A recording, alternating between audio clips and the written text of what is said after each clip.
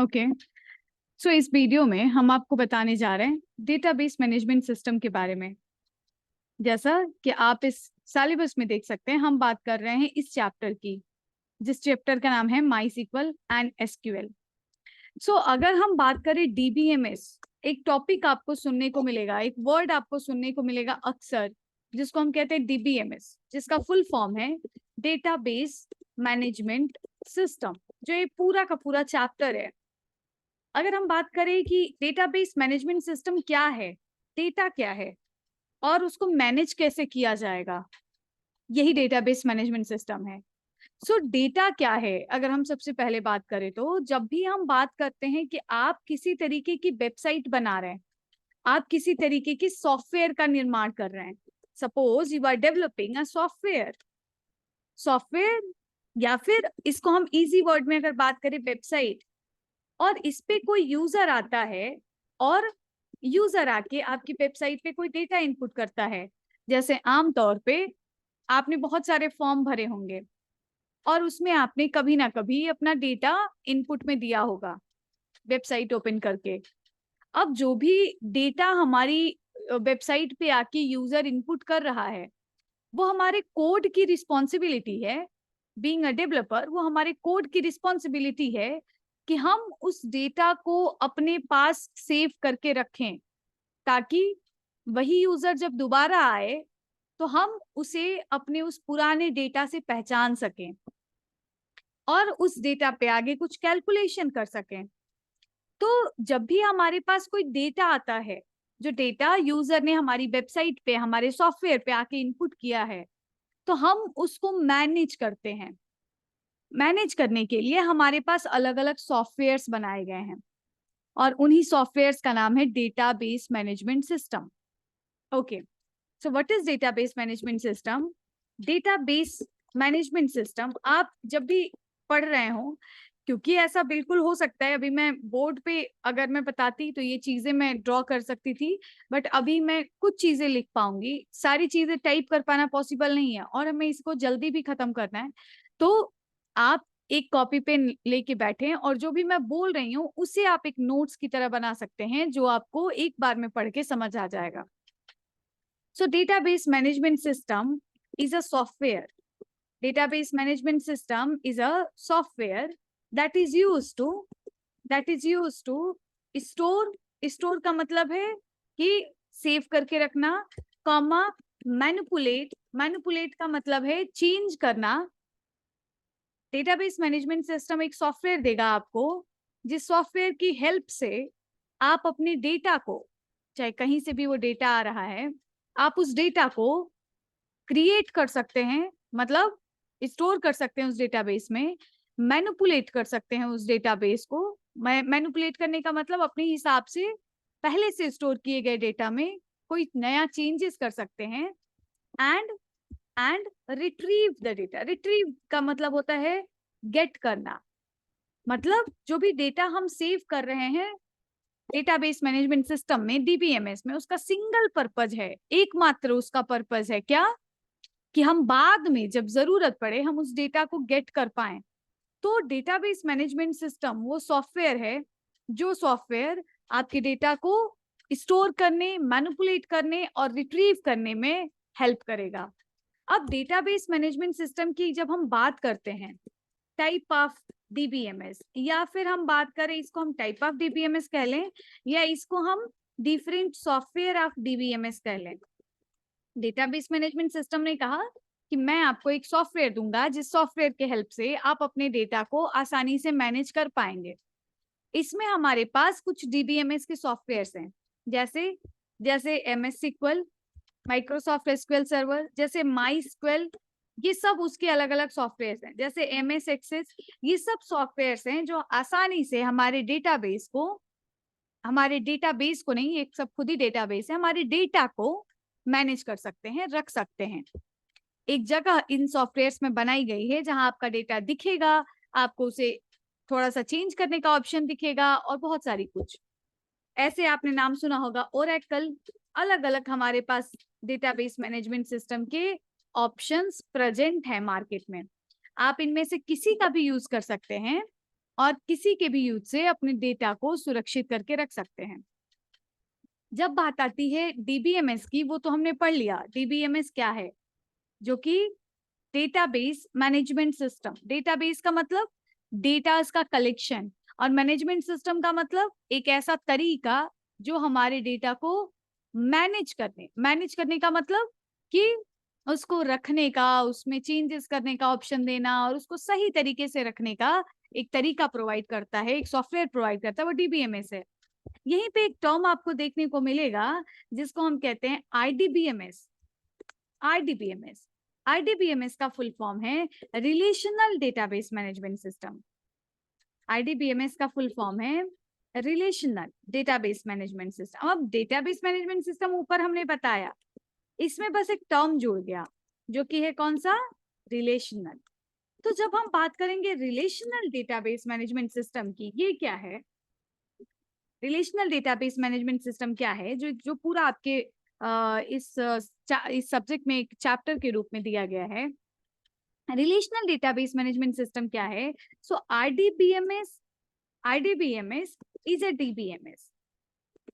मतलब आईडीबीएमएस ये एक डेटाबेस मैनेजमेंट सिस्टम ही है, ये एक सॉफ्टवेयर ही है जहां हम डेटा को रख सकते हैं। बट उस डेटा को आप कैसे रखोगे वो आर डिफाइन करता है। R that means relational. So RDBMS is a DBMS that stores the data in form of table. In form of table. Data को रखने का अब एक तरीका मिल गया। DBMS हमें कई तरीके से डेटा को रखने का सुविधा देता है। जैसे वो मॉडल्स आप पढ़ोगे ना, मॉडल जो कि है अभी आपके पास एक पूरा का पूरा चैप्टर है। जैसे यहाँ पे आप देखो मॉडल दिया हुआ है जो कि आपको कई सारे अलग अलग तरीके के मॉडल देगा। जैसे ईआर मॉडल है एक आपके पास, रिलेशनल मॉडल एक अलग है आपके पास, ऐसे ही नेटवर्क मॉडल है हमारे पास, ऐसे कई सारे हमारे पास मॉडल्स हैं। मॉडल जो है वो क्या है, जैसे यहाँ डेटा मॉडल दिखा रहा है, network model, hierarchical model, ER model, ऐसे रिलेशनल मॉडल। ये मॉडल्स है। मॉडल का मतलब होता है डिजाइन, तरीका। तो ये हमारे पास डेटा को रखने के कई सारे तरीके हैं, लेकिन उसमें से एक तरीका है रिलेशनल। तो रिलेशनल डेटाबेस मैनेजमेंट सिस्टम क्या कहता है, हर मॉडल अपना एक नया तरीका देता है कि आप इस तरीके से डेटा को रखोगे तो अच्छा रहेगा, डेटा को ढूंढने में आसानी रहेगी, उसको मैनेज करना इजी रहेगा, डेटा सही डेटा रहेगा, उसमें किसी तरीके की आगे चल के प्रॉब्लम नहीं आएगी, ये सारी बातें। तो हर मॉडल हमें अलग अलग तरीका डिफाइन करता है, उसमें एक तरीका है रिलेशनल। रिलेशनल क्या कहता है, रिलेशनल कहता है कि मैं एक डेटाबेस मैनेजमेंट सिस्टम हूँ, लेकिन मेरे अंदर जब भी आप काम करोगे तो हम आपके डेटा को टेबल के फॉर्मेट में रखेंगे, और टेबल्स के बीच में जब भी आपको दो अलग अलग टेबल के बीच में रखे गए डेटा में किसी तरीके का कनेक्शन बनाना है कि भाई ये वाला डेटा और ये वाला डेटा किसी तरीके से एक दूसरे से मैच हो रहा है, तो आप आराम से उन डेटाज के बीच में कनेक्शन बना सकते हैं, उन टेबल्स के बीच में कनेक्शन बना सकते हैं। इसी वजह से हम इसको कहते हैं relational database management system. So RDBMS is a DBMS that stores the data in form of tables where all the tables of a database is internally connected to each other, so ये हमारा IDBMS है। अब IDBMS के बाद मैंने इसके बारे में काफी चीजें आपको बताई, आप चाहो तो एक कॉपी पेन लेके रखो और आप उस पर नोट कर लो इसको। जब हम रिलेशनल डेटाबेस मैनेजमेंट सिस्टम के बाद बात करते हैं तो हमारे पास आता है SQL। जैसे मैंने आपको बता दिया कि जब भी आपके पास जैसे हमारे पास कोई बहुत सारा सामान है, उस सामान को हम चाहते हैं कि हम उसको व्यवस्थित करके रख पाएं। किसी ने आपको एक कॉन्सेप्ट दिया, किसी ने कहा अगर आपके पास एक अलमारी होगी तो आप अपनी इस पूरे डेटा हम नहीं कहेंगे, हम अपना सामान कहेंगे, आप अपनी इस सामान को आसानी से उस अलमारी में फिट कर सकते हो। आपके पास एक कॉन्सेप्ट आ गया, कि एक अलमारी चाहिए अपने को, दैट अलमारी इज द DBMS। अब किसी ने बोला कि अच्छा उस अलमारी का डिजाइन क्या होगा, किस तरीके से उस अलमीरा को बनाया जाए ताकि हम अपने सामान को अच्छे तरीके से उसमें रख सकें, ताकि हमें उसमें से कोई भी चीज अगर निकालनी हो तो हमें आसानी हो, क्योंकि डेटा को या आपके सामान को रखने का, सिंपल सा किसी भी चीज को सेव करने का पर्पज क्या है, फ्यूचर यूज। तो जब हम बात करते हैं अलमीरा की डिजाइन, तो हमने कहा कि आप 1 बाय 1, आपके पास क्लोथ्स हैं, सपोज आप 1 बाय 1 उन्हें हैंग कर दो, ये आसान तरीका होगा। किसी ने कहा आप ऐसा नहीं करो, आप एक के ऊपर एक दूसरे क्लोथ्स को रखो, ये आसान तरीका होगा। ये मॉडल्स हैं। इसी में एक मॉडल आया इसी में एक मॉडल आया जिसे, जो कि है जैसे RDBMS एक डेटा मॉडल है। तो डेटा मॉडल हमें अलग अलग तरीके का जो है कॉन्सेप्ट देता है कि आप किस तरीके से डेटा रखोगे तो वो आसानी से आप अपने डेटा को मैनेज स्टोर कर सकते हो। अब यहाँ पे एक दूसरा टर्म आ गया जो कि है SQL। SQL क्या है? SQL stands for structured query language. SQL stands for structured query language. SQL stands for Structured Query Language। SQL सबसे इंपॉर्टेंट है। क्यों? क्योंकि SQL ही वो तरीका है, SQL ही वो जरिया है जिसका यूज करके आप RDBMS बना सकते हो, उसमें आप डेटा को रख सकते हो। जैसे हमारे पास RDBMS कौन कौन से हैं? हमारे पास डेटाबेस है, जैसे हमारे पास डेटाबेस है, मैंने बताया MySQL। हमारे जितने RDBMS है वो सब DBMS हैं, क्योंकि RDBMS DBMS का एक पार्ट है। सो MySQL, MS SQL, MS Access, ये सारे ऐसे डेटाबेसेस हैं जो डेटा को टेबल फॉर्मेट में रखते हैं अपने पास। ये सारे बहुत सारे ऐसे डेटाबेसेस हैं। अगर मैं बात करूं कि हमारे पास कुछ ऐसे भी डेटाबेसेस हैं जिसको आप नॉन RDBMS के नाम से जान, नॉन RDBMS कोई टर्म नहीं है, बट फिर भी मैं अगर एक टर्म बनाऊं नॉन RDBMS, जहाँ पे डेटा टेबल के फॉर्मेट में नहीं रखा जाता, किसी और फॉर्मेट में रखा जाता है, तो आपको इसके भी एग्जांपल्स देखने को मिलेंगे। जैसे आप MongoDB का आपने नाम सुना होगा, ये इसमें डेटा रखा जाता है, ये MongoDB डेटा को रखने का एक तरीका है, लेकिन यहाँ डेटा टेबल के फॉर्मेट में नहीं रखा जाता। MongoDB, Firebase, कई सारे ऐसे डेटाबेसेस हैं जहाँ जो डेटाबेस रखता तो है लेकिन टेबल के फॉर्मेट में नहीं रखता। ये सिर्फ इतना ही अंतर है। तो जब हम बात करते हैं RDBMS और DBMS, मुझे उम्मीद है आपको ये बात समझ आई। तो हम बात करते हैं SQL की। जहां भी बात आएगी RDBMS की, वहां बात आएगी SQL की। जैसे कि SQL क्या है? SQL वो मेन तरीका है जिस तरीके से आप RDBMS में डेटा को स्टोर कर सकते हो, मैनिपुलेट कर सकते हो, उसको उस पे कोई काम कर सकते हो। सो अलग अलग तरीके से आप डेटा को फेच कर सकते हो। सो SQL is the language. SQL is the language. जैसे अलग अलग जगहों पे अलग अलग टाइप के लोग रहते हैं। जैसे कि सपोज हम इंडिया में रहते हैं, कोई बाहर कहीं और रहता है। हमने कहा अगर यहाँ पे आपको रहना है, suppose India is the RDBMS, हमने कहा कि यहाँ पे अगर आपको रहना है, यहाँ पे अगर आपको कोई भी काम करना है, तो आपको जरूरत पड़ेगी एक कोड की, एक तरीके की, एक लैंग्वेज की। लैंग्वेज क्या है? वो मीडियम है जिससे हम कम्युनिकेट कर पाते हैं कहीं पे। तो SQL वो लैंग्वेज है। SQL वो कोड जो लिखा जाएगा ना, वो सारा कोड जो है वो SQL होगा, लेकिन जहां पर लिखा जाएगा वो RDBMS होगा। जैसे सपोज इंडिया, ये हमारा एक RDBMS है जहां पे लोग रहते हैं, लेकिन जब भी लोगों के बीच में कम्युनिकेशन की बात आएगी, यहाँ पे कोई काम करने की बात आएगी, तब आपको याद आएगा, कौन याद आएगा? SQL याद आएगा, क्योंकि SQL आपको लैंग्वेज देगा जिसके हेल्प से आप बोल सकते हो, आप वहां पे कोई काम कर सकते हो, कोई टास्क परफॉर्म कर सकते हो। सो SQL is the language. It provides it provides some predefined queries या command that is used to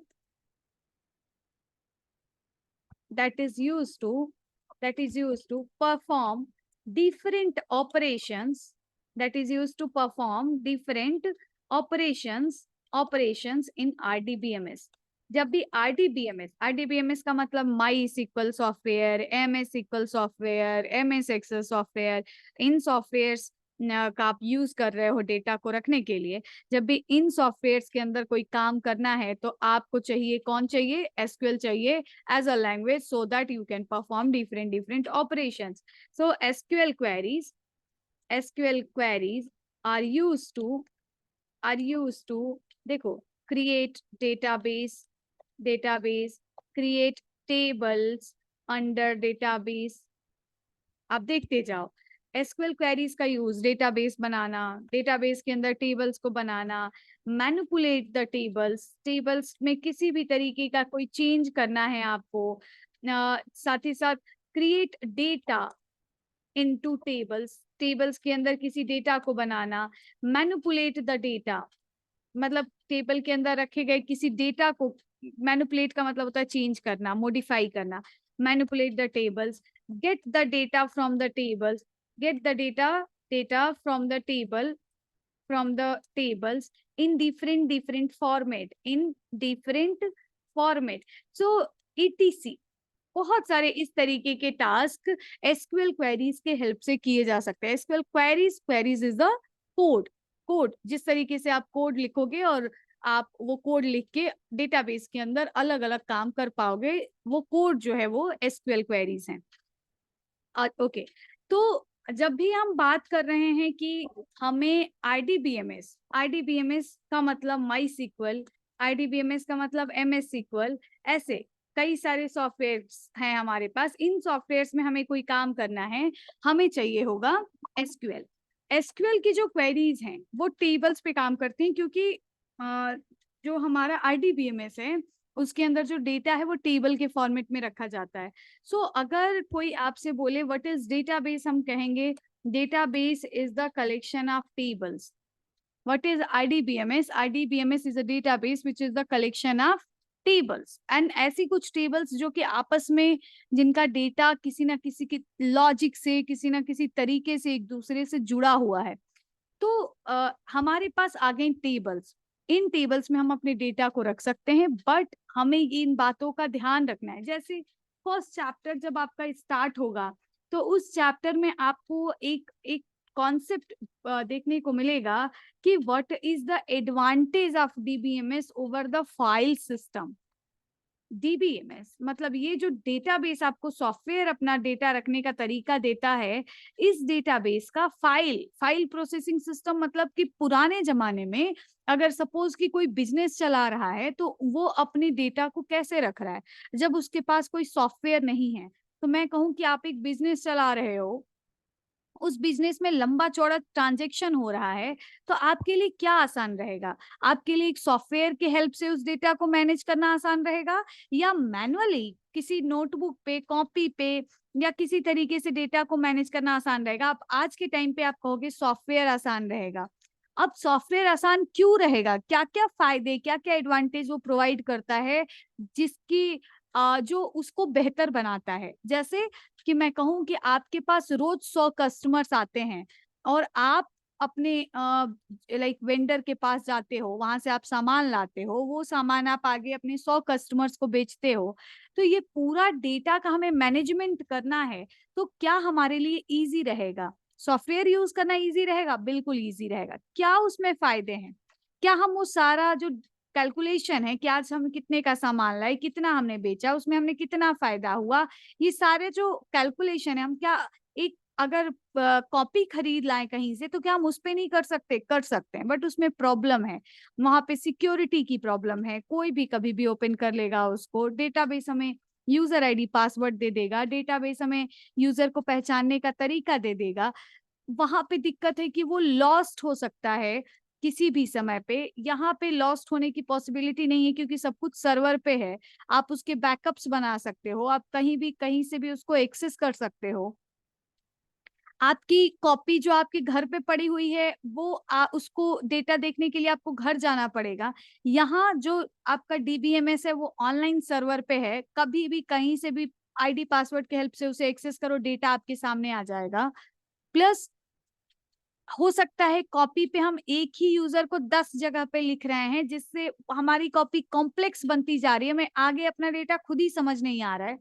DBMS में आप रूल्स रेगुलेशन लगा सकते हो कि ये यूजर पहले से है तो फिर से ना आए, ये हो जाए, वो हो जाए, ऐसे बहुत सारे 50 आप वैलिडेशंस लगा सकते हो। तो ये सारी चीजें मिला के हमारे डीबीएमएस को अच्छा बनाती हैं। किसके कंपैरिजन में?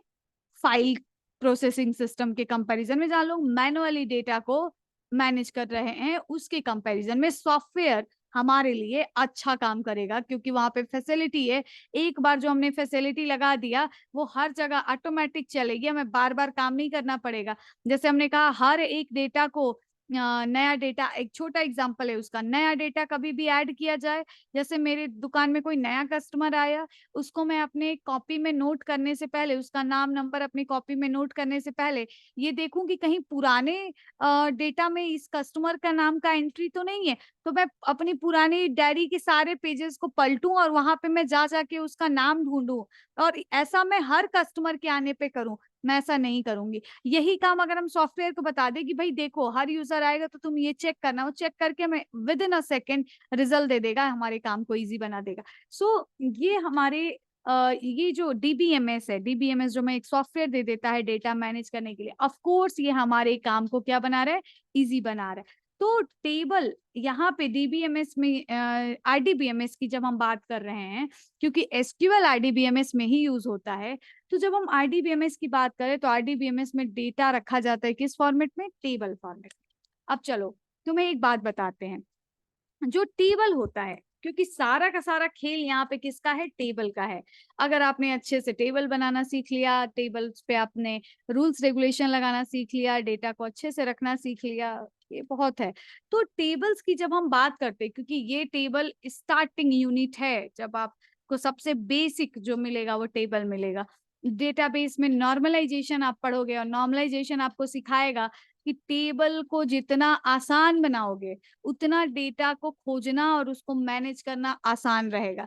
जितना एक टेबल को कॉम्प्लेक्स बनाओगे, उतना तुम्हारा डेटा मैनेज करना कॉम्प्लेक्स होता है। कॉम्प्लेक्स का मतलब जटिल, टफ होता जाएगा। और ये हमारा जो टेबल है, इसी टेबल पे सारे के सारे लॉजिक्स अप्लाई किए जाते हैं, और इतनी सारी चीजें हमें डेटाबेस में पढ़ने को मिलती है। तो टेबल्स की जब हम बात कर रहे हैं, तो टेबल दो तरीके से मिलके बनता है। एक टेबल का हेडर, जो कि हमारे डेटा को डिफाइन करता है। मैं बना के दिखाती हूँ यहाँ पे। जब हम टेबल की बात करते हैं, तो टेबल में एक होता है टेबल का हेडर। हेडर, टेबल का हेडर, जिसको जो कि हमारे डेटा को बताता है। हेडिंग जिसे आप कह सकते हो। जैसे मैंने सपोज कि टेबल टेबल तो आपने देखा होगा, रोज कॉलम्स का कलेक्शन है। अब किसी जगह पे अगर ऐसा लिखा हुआ है, किसी जगह पे लिखा हुआ है, सपोज ऐसा एक टेबल बना हुआ, वहां पे लिखा हुआ है 1। किसी जगह पे एक टेबल बना हुआ है जिसमें लिखा हुआ है कुछ ऐसा डेटा। किसी जगह पे एक डेटा, एक नाम लिखा हुआ है, सपोज हमने लिख दिया श्याम। किसी जगह पे एक और नाम लिखा हुआ है, जैसे कि लिखा हुआ है मिस्टर हरी। और मुझे इस तरीके का कुछ डेटा अगर दे दिया जाए, यहाँ पे कुछ लिखा हुआ है मेल, और इसी तरीके से फिर और दूसरा रो बनाया हुआ है, लिखा हुआ है 2। यहाँ पे फिर से एक दूसरा नंबर ऐड किया गया है, यहाँ फिर से एक नाम ऐड किया गया है। यहाँ पे हमने लिख दिया मिस्टर, सपोज हमने लिख दिया प्रभु। और ऐसे अलग अलग अगर हमने नाम लिख दिए, तो आप कैसे समझ पाओगे कि ये क्या लिखा गया है? ये क्या चीज है? ये क्या चीज है? ये 1 2 क्या है? ये क्या है? ये क्या चीज बता रहा है? यहीं पे अगर एक टेबल का हेडर ऊपर आ जाए, और जो कि आपके इस टेबल में आने वाले हर डेटा को डिफाइन करे, उसका डिफिनीशन बताए कि वो एक्चुअली है क्या, तो ये आपके काम को इजी बना देगा। जैसे मैंने एक हेडर बनाया और मैंने यहाँ पे लिख दिया रोल नंबर। मैंने एक हेडर बनाया, मैंने लिख दिया मोबाइल नंबर। मैंने एक हेडर बनाया, मैंने लिख दिया नेम। मैंने एक हेडर बनाया, इसमें मैंने लिख दिया फादर्स नेम। मैंने एक हेडर बनाया और यहाँ मैंने लिख दिया जेंडर। अब आप इस हेडर को देख के क्या नीचे रखे गए डेटा को आसानी से बता सकते हो कि ये क्या है? हम बता सकते हैं। तो ये हेडर टेबल दो चीजों से मिलके बना है, एक हेडर और एक टेबल का डेटा। इस हेडर को हम कहते हैं स्कीमा ऑफ द टेबल। इस टेबल को हम, इस हेडर को हम कहते हैं स्कीमा ऑफ द टेबल। इसे हम कहते हैं structure of the table. Structure of the table, इसे हम कहते हैं design of the table. Design of the table, ये जो टेबल का हेडर है, साथ ही साथ टेबल की जो ये दूसरा हिस्सा है, इसको हम कहते हैं records of the table. Records of the table, इसको हम कई नामों से जानते हैं। जैसे ये जो टेबल्स में ये सारा लिखा हुआ है, इसको हम डोमेन भी कहते हैं, डोमेन ऑफ द टेबल। तो इस तरीके से कई नाम अक्सर आपसे पूछ भी लेता है। जैसे आपके इस जो है सिलेबस में कहीं ना कहीं दिया होगा कि डोमेन क्या है, टपल क्या है, और ये सारी चीजें। तो ये जैसे आपको मैं दिखाती हूँ नीचे, यहाँ पे जैसे आप देख सकते हो, ये रिलेशनल मॉडल जो हमारे रिलेशनल डेटाबेस को दिखा रहा है कि कैसा वो होता है, इसमें लिखा हुआ है ना रिलेशनल मॉडल कॉन्स्टेंट्स, जिसमें डोमेन, टपल यूनिकनेस, की कॉन्स्टेंट्स, इंटीग्रिटी, इंटिटी कॉन्स्टेंट। तो इस तरीके से ये सारी चीजें जो हम आगे अभी पढ़ेंगे भी, तो ये जो है हमारा domain of the data. Domain का मतलब एक कॉलम्स, जो हेडर वाले कॉलम्स हैं जो हमारे डेटा को डिफाइन करते हैं वो। तो अभी हमने इस बात से ये समझा, और इन्हें हम एक और नाम से जानते हैं, जो टेबल की रोज हैं, रोज टेबल की हैं, उन्हें हम कहते हैं टपल्स या टपल।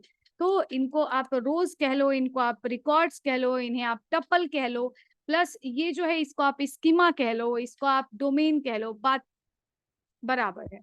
तो इस तरीके से मैंने बेसिक कुछ बातें आपको बताई, किसके बारे में हम ये चैप्टर पढ़ रहे हैं, जो कि है माइस्क्ल। तो यहाँ पे मैंने आपको कुछ बातें बताई एसक्यूएल के बारे में, एसक्यूएल क्या है और डेटाबेस मैनेजमेंट सिस्टम क्या है।